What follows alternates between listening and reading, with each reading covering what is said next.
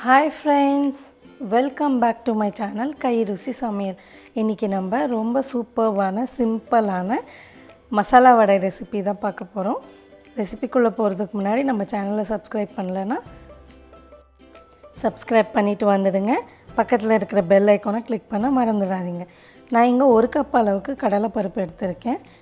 எடுத்துட்டு ஒரு 2 மணி நேரம் வரைக்கும் ஊற வைக்க போறேன். நல்லா வாஷ் பண்ணிட்டு 2 மணி நேரம் ஊறிச்சினாலே போதுமான அளவு. அதிக நேரம் ஊற வைக்கணும்னு அவசியம் இல்லை. பாருங்க இப்போ ஒரு 2 hours ஆயிருக்கு.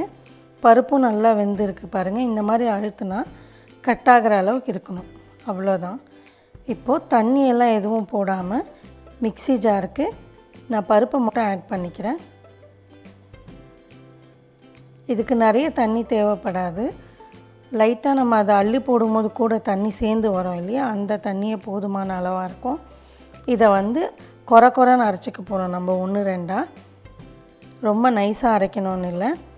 இப்போ அரைச்ச மாவில் கொஞ்சம் வெங்காயம், 1 வெங்காயம் ஆட் பண்ணியிருக்கேன் நான்.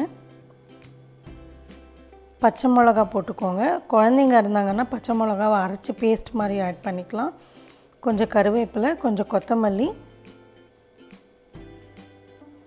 இது பட்டை லவங்கம், ஒரு சின்ன துண்டு பட்டை, 2 லவங்கம் எடுத்திருக்கேன். இதை வந்து மிக்சியில் அரைச்சிக்கலாம், இல்லை ஆட்டுக்கல்ல போட்டு இடிச்சிட்டு சேர்த்துருக்கேன். இது வந்து ஒரு நல்ல டேஸ்ட்டு கொடுக்கும். ஒரு சின்ன ஸ்பூன் அளவுக்கு இஞ்சி பூண்டு பேஸ்ட் ஆட் பண்ணியிருக்கேன். தேவையான அளவு உப்பு. இதெல்லாம் ஆட் பண்ணிவிட்டு நல்லா ஒரு வாட்டி கலந்து விட்டுடலாம். இப்படி பண்ணிவிட்டு உடனே நம்ம ஆயிலில் ஃப்ரை பண்ணிக்கலாம். ஆயிலை வந்து ரெடியாக வச்சுக்கணும். எண்ணெயும் வந்து நல்ல மிதமான தீயில வச்சு நம்ம வடையை சுட்டு எடுக்க போகிறோம். நல்லா மீடியம் சூடில் இருந்தால் போதும். ஃப்ரை பண்ணிடலாம். பாருங்கள், ஆயில் நல்லா சூடாக இருக்குது. ஒரு 1/2 டீஸ்பூன் அளவுக்கு நான் சோம்பு ஆட் பண்ணிக்கிறேன். மிக்ஸ் பண்ணும் போது ஆட் பண்ணிக்கலாம். நான் மறந்துட்டேன், அதனால் இப்போ ஆட் பண்ணுறேன். சின்ன சின்ன பால்ஸ் மாதிரி பண்ணிவிட்டு உள்ளங்கையில் வச்சு இந்த மாதிரி தட்டினாலே போதும், நல்லா ஃப்ளாட் ஆகிடும். இப்போ அதை ஒன்று ஒன்றா நம்ம ஆட் பண்ணிக்கலாம்.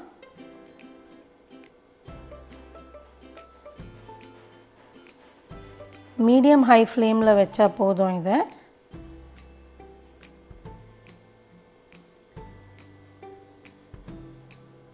ரெண்டு பக்கமும் திருப்பி போட்டு ஒரு 3 to 4 minutes ஆகும் ஒரு வடையும் வேகிறதுக்கு.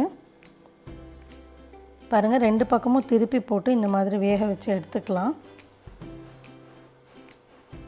வெளியில் வந்து நல்லா ஒரு க்ரன்ச்சோட, உள்ள சாஃப்டாக ரொம்ப சூப்பர் டேஸ்ட்டோடு இருக்கும். இது கண்டிப்பாக இந்த பட்டை லவங்கம் சோம்பு கொஞ்சம் ஆட் பண்ணிவிட்டு நீங்கள் பண்ணிங்கன்னா அவ்வளோ டேஸ்ட்டாக இருக்கும்.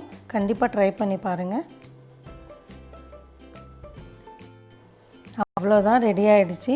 இதை ஒரு சாம்பார் கூடவோ இல்லை சாதா சட்னி கூட வச்சு சாப்பிட்டா அவ்வளோ டேஸ்ட்டாக இருக்கும். கண்டிப்பாக ட்ரை பண்ணி பார்த்துட்டு எப்படி இருக்குன்னு சொல்லுங்கள். பிடிச்சிருந்தால் லைக் பண்ணுங்கள், ரொம்ப பிடிச்சிருந்தால் சப்ஸ்கிரைப் பண்ணுங்கள். கைருசி சமையல்.